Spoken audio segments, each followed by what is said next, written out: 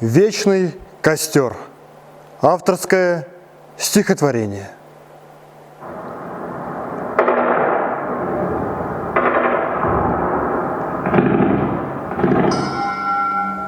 До дрожи пробирает чертов холод. Огонь потух, но жизнь горит в сердцах. Крепись, солдат, ведь воин славен духом. Не время думать на войне о небесах. Вот пуля просвистела, рикошет. Спасайте души, храбрые ребята. Спасайся, глупый, глупый человек. Бросайте, братья, к черту автоматы. И мы стоим. В глазах ни грамма злости, лишь слезы по щекам крадутся вниз. Хрустят внутри поломанные кости. Не по своей же воле, согласись. Мы все стоим, а ветер нас качает, болтает, как березок по утрам. Неужто Бог совсем не замечает, не любит, не поможет сверху нам? До дрожи пробирает чертов холод.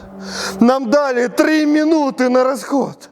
Терзает горло ненасытный голод. Прими мои проклятия, страшный год. Я буду ждать зимой весны прекрасной. Молиться буду, Господи, прости. Все слепит пылью старая дорога. И путают кровавые пути. Летят мгновения адскими часами. От пули рвется на волокна плоть. Бежать? Давай-ка между нами бежать.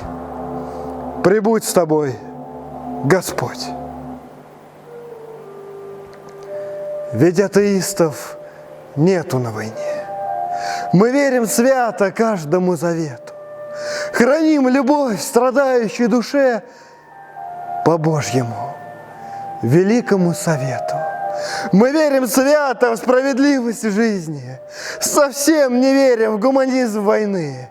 Диктаторы бывают и капризные, стирая с карт истории страны. Но русский дух лишь жаждет справедливость. Сдаваться – это дело слабаков. Прорвемся сквозь усталость и сонливость. Воскреснем, лик прикрыв платком. Мы не дадим в обиду своих братьев. Погибнем, защитив своих сестер. Храним в душе своей мы о погибших память. И все-таки горит еще костер.